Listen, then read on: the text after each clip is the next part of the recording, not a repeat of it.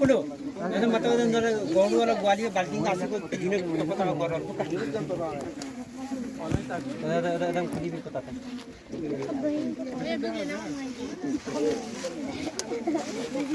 नका भी और ये होता आप जाने की लगा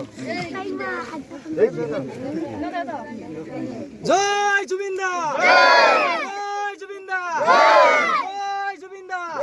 जुबिंदा अमर हो जुबिंदा अमर हो जय जुबिंदा नदी काষৰীয়া 3খন 4খন গাঁৱৰ লোকে লগ লাগি বিশেষকৈ যুৱ প্ৰজন্মৰ আৰু অকল যুৱ প্ৰজন্ম বুলিয়ে নকওঁ আজিও দেখিছোঁ বিভিন্ন বয়সৰ লোক ওলাই আহিছে আৰু মই আচলতে ছ'চিয়েল মিডিয়াৰ যোগেদিয়ে গম পাইছিলোঁ যে তেওঁলোকে এই চাপৰিটো প্ৰায় 35 বৰ্গ কিলোমিটাৰ আছে এই চাপৰিটোত তেওঁলোকে 10,000 গছ প্ৰথমতে তেওঁলোকে টাৰ্গেট কৰিছিল কিন্তু এতিয়া যিহেতু দেখা গৈছে মাটি যথেষ্ট আছে তেওঁলোকে গোটেই চাপৰিটো সেউজ কৰি তুলিবৰ কাৰণে বা বৰ্ণিল কৰি তুলিবৰ কাৰণে প্ৰকৃতিৰে ভৰাকৈ জুবিনে যেনেকৈ প্ৰকৃতিক ভাল পাইছিল বা যেনেকৈ অসমখন হোৱাটো বিচাৰিছিল তেওঁলোকে সেই আদৰ্শই সৰুগত কৰি তেওঁলোকে এটা পদক্ষেপ লৈছে আৰু তাৰ মাজতে জুবিন জীয়াই থাকিব আৰু সেইকাৰণে মই মানে যিমানেই অভিভূত হ'লোঁ নিজৰ ফালৰ পৰা যে অসমত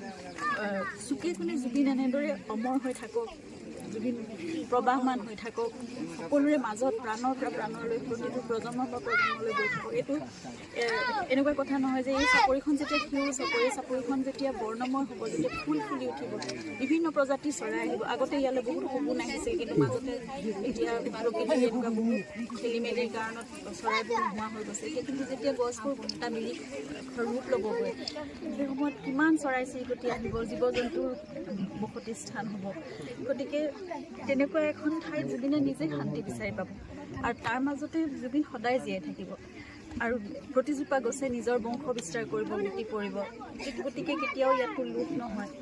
প্ৰকৃতিৰ মাজত জুবিন খুব শান্তিৰে থাকক সদায় সেইটোৱে আশা কৰিছোঁ আৰু এনেকুৱা এটা পদক্ষেপ তেওঁলোকে গ্ৰহণ কৰাৰ বাবে মই নিজেই ৰূপক দাইঙৰ নেতৃত্বত বা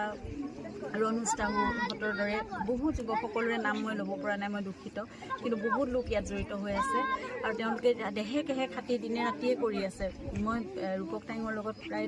আজি 3-4 দিন কথা পাতিছোঁ তেওঁ গোটেই দিনটো ইয়াতেই থাকে ৰাতিপুৱাৰ পৰা গধূলিলৈকে আৰু গছপুলি ৰুই থাকে গতিকে তেওঁ কিবা কিবি দাগ কুঠাৰেৰে কাটিছেও বহুত আঘাতপ্ৰাপ্ত হৈছে কিন্তু তথাপিতো কাম কৰিয়ে থাকে তেওঁলোকে একদম দেহে কেহে লাগি জুবিনৰ নামত কিবা এটা কৰিবলৈ লৈছে